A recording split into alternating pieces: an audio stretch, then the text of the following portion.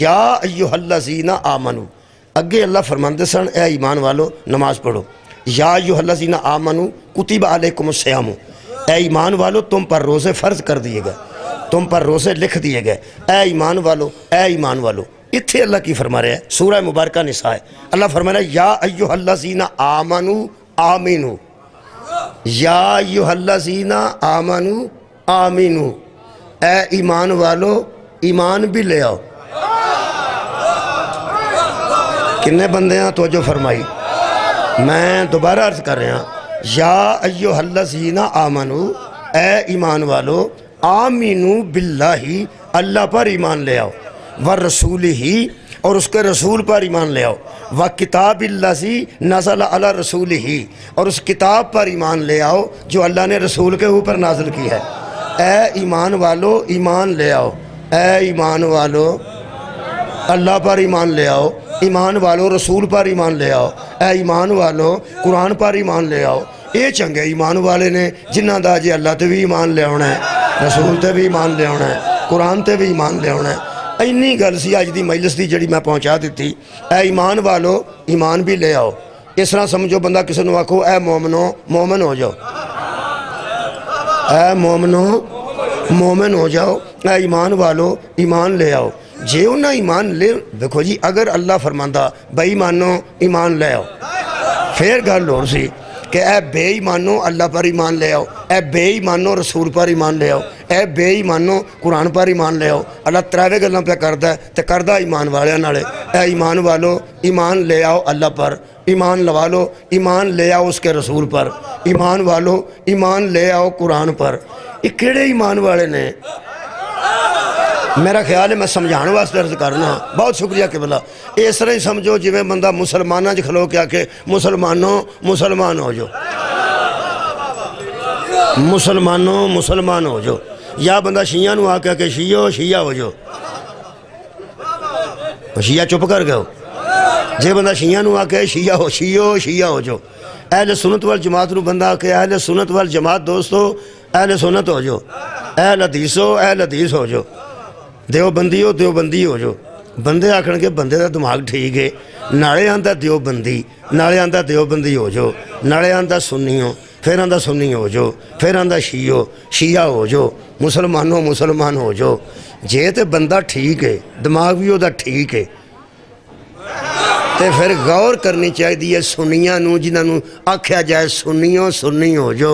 یہ دا مطلب ہے جے وہ بندہ ٹھیک ہے تو سنیاں نو من جانا چاہیے کہ اسی سنی پہ خوانے ہاں، سنی اسی ہے نہیں. مہربانی. جڑا بندہ آندا شیعہ شیعہ ہو جو، یہ دا مطلب ہے وہ شیعہ خواندے نے پہ وہ شیعہ ہے نہیں. جڑا بندہ آندا دیوبندی ہو دیوبندی ہو جو، یہ دا مطلب ہے وہ دیوبندی کہلواندے نے پہ، اصل چو پوری طرح دیوبندی ہے نہیں. تے جب بندہ مسلمانوں نو آکھو مسلمان ہو جو، تے دا مطلب مسلمان بھی پھر بنے ہی نہیں، مسلمان ہے نہیں.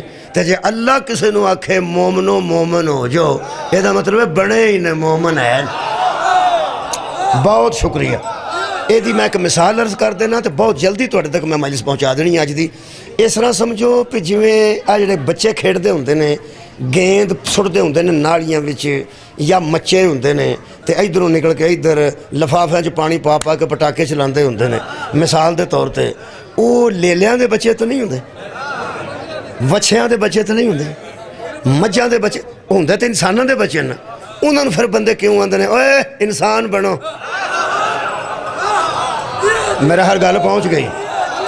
وہ یار جڑے ویلے حالانکہ وہ لیلے تو نہیں نا، دمبیاں دے بچے تو نہیں نا، انساناں دے بچے نے تو انسان ہی نا. بھائی انسان دا بچہ انسان ہی ہوندہ ہے.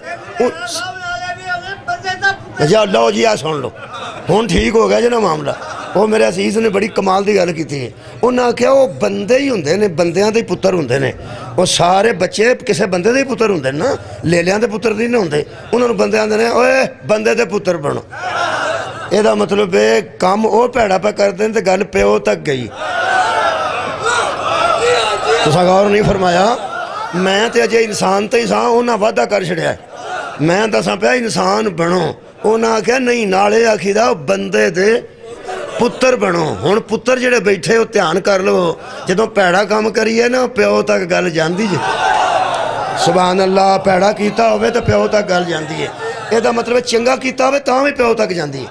ਆ ਜਿਹੜੇ ਨੌਜਵਾਨ ਬੈਠੇ ਹੋ ਨਾ ਬੱਚਿਓ, ਤੁਸੀਂ ਫਸਟ ਆਓਗੇ ਨਾ ਸਕੂਲ ਚੋਂ ਤਾਂ ਵੀ ਕਿਸੇ ਬਜ਼ੁਰਗ ਨੇ ਪੁੱਛਣਾ ਹੈ ਕਿਹਦਾ ਹੈ, ਇਹ ਕਿਹਦਾ ਹੈ, ਇਹ ਕਿਹਦਾ ਹੈ। ਤੇ ਜੇ ਗੇਂਦ ਸੁੱਟੇਗਾ ਨਾਲੀ 'ਚ ਤੇ ਬਾਬੇ ਤੇ ਛਿੱਟਾਂ ਪੈ ਗਈਆਂ ਉਸ ਵੀ ਪੁੱਛਣਾ ਹੈ ਇਹ ਕਿਹਦਾ ਹੈ। ਜਿਹੜਾ ਬਾਬੇ ਕੋਲ ਆ ਕੇ ਪਟਾਖਾ ਚਲਾਏ ਤੇ ਬਾਬੇ ਦਾ ਤਰਾਹ ਨਿਕਲ ਜਾਏ ਉਹ ਵੀ ਪੁੱਛਦਾ ਹੈ।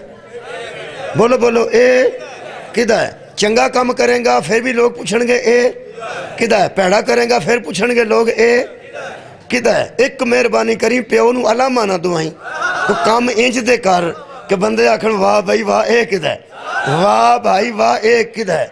ਚੰਗਾ ਬੱਚਾ ਹੋਵੇ ਜਿਹਦੇ ਮੁਤਲਕ ਬੰਦੇ ਆਖਣ ਨਾ ਇਹ ਕਿਹਦਾ ਹੈ ਤੇ ਪਿਓ ਖਲੋ ਕੇ ਆਖੇ ਕਿਸੇ ਦਾ ਨਹੀਂ ਮੇਰਾ। ਤੇ ਜਦੋਂ ਬੰਦਾ ਹੀ ਮੁੰਡਾ ਹੀ ਇਹੋ ਜਿਹਾ ਕੰਮ ਕਰੇ ਕਈ ਵਾਰੀ ਸਕੇ ਪਿਓ ਆਖ ਛੱਡਦੇ ਨੇ ਮੇਰਾ ਹੈ ਹੀ ਨਹੀਂ। ਤੁਸੀਂ ਗੌਰ ਫਰਮਾਇਆ, ਮੇਰਾ ਹੁੰਦਾ ਤੇ ਇੰਜ ਤਾਂ ਹੀ ਹੁੰਦਾ। ਇਹਦਾ ਮਤਲਬ ਹੈ ਕਈ ਵਾਰੀ ਤੰਗ ਆਇਆ ਪਿਓ ਇਨਕਾਰ ਕਰ ਛੱਡਦਾ।